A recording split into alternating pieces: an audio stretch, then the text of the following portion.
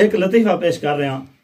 एक बंदा हाई पुराने वक्त की गल है, वह नहर के किनारे के उत्ते बैठा ते इस तरीके करके ना रेत नूं फरोल रहा है ते रेत दे विचों ओनूं लद्दा लाल। हुण उसनूं पता नहीं भी ये लाल है, ये किड्डी कीमती शाय। उस बंदे रखिया तली ते आखे पिया एडा सोना अखे नवा नार ते धुंदा जदों 200 रहती होर जमक सी इंजे नार दे धोवन लगा है। हाथ दे विचों जो लाल तिलकिया ना ते विच नार दे पिया। हुण बेली शुरू हो गया, ना धुंदा तो चंगा सी, ना धुंदा तो चंगा सी। इंजे उठ के घर नूं ही टुर पिया, ना धुंदा तो चंगा सी, ना धुंदा तो चंगा सी, ना धुंदा तो चंगा सी, ना धुंदा तो चंगा सी, ना धुंदा तो चंगा सी, ना धुंदा तो चंगा सी, ना धुंदा तो चंगा सी, ना धुंदा तो चंगा सी। इह गल करदा करदा घर जा वड़िया। जिसले घर गया, अम्मा पूछा वे मेरा पुत्र वे शाला मां सदके ते वारी हो भी वे तैनू की होया? उस आखे ना धुंदा तो चंगा सी, ना धुंदा तो चंगा सी, ना धुंदा तो चंगा सी, ना धुंदा चंगा सी। उस आखे इनू किसे डट कर ते लै जानी आ। हुण डट कर ते लै जावन लगी, डट कर अगू इहो जिहा होवे जेड़ा बेचारा वेंदा पिया होवे। उस देवना एक जट ता 100 रुपया ओ पे आखे जट नूं आखे डॉक्टर साहब डॉक्टर साहब मजाक को जंदा मेरा 100 रुपया वापस कर जा, तेरी मेहरबानी। ओ पे कि मेरे अल्लाह कोई हो जा मरीज लाया मैं जेड़ा 100 देवे ते इहदे नक ते मारा। हुण सोरे पिया इदू माई ला के उस नूं वग गई डट करते। उस आख्या वे मेरा पुत्र वे वेखे ना मेरे पुत्र दा की हाल है। उस आख्या ओए इनू कई बीमारी है? उस आख्या ना धुंदा तो चंगा सी, ना धुंदा तो चंगा सी, ना धुंदा तो चंगा सी, ना धुंदा तो चंगा सी। उस आख्या इनका अजाब बीमारी लग गई है करमू ओए करमू। उस आख्या जी उस्ताद जी। उस आख्या जा आओ टीका चा लिया। अल्लाह कीता जी नशे वाला टीका उसनूं ला दिता।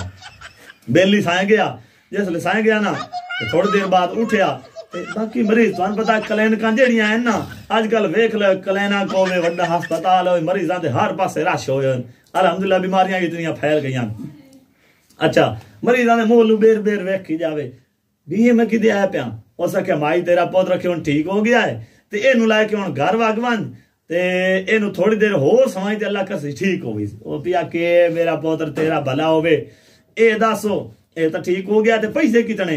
उस आख्या माई हिको 100 रुपये ओ जेड़ा जाट दा देना सो। उस आख्या हिको 100 रुपये। उस आख्या मेरा पुत्र 100 रुपया मेरे कोल कोई नहीं यार 50 होण ला ला ते 50 धम्मी ला लई। उस आख्या ना ना लेना ता इकट्ठा 100। उस आख्या हला 50 ता लाओ तेनू जाट ताई 50 बाकी दा गले नहीं। उस आख्या ए भी लई जावे ना ते ए 50 तेरे कोल मैं इकट्ठा 100 दे नाल इकट्ठा करके लई सा। उस आख्या ठीक है। पुत्र नूं ला के हुण माई वा गई घर।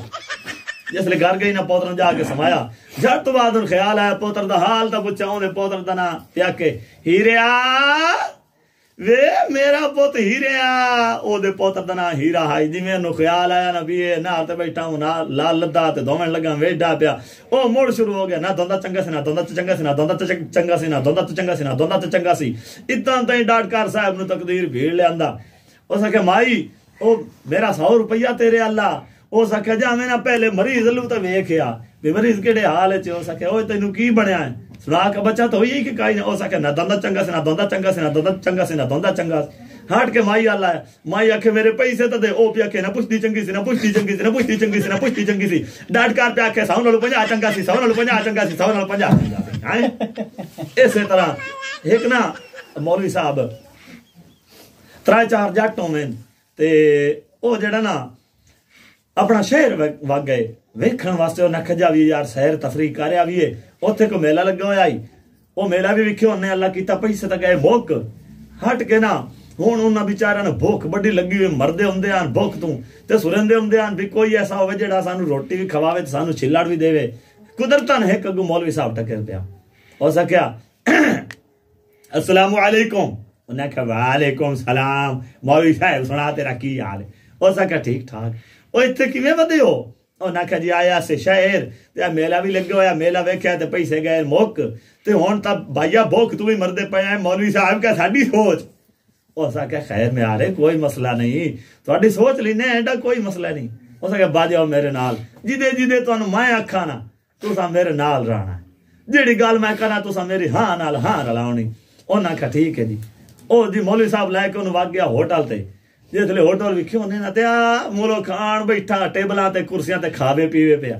एक बोले आखे चंगा कि हे डेरा बनाया है ये चंगा डेरा उन्हें आख्या नहीं वेटर जेडे आन ना खवावन वाले, उन्हें आख्या डेरा नहीं होटल दो पैसे ते खाओ।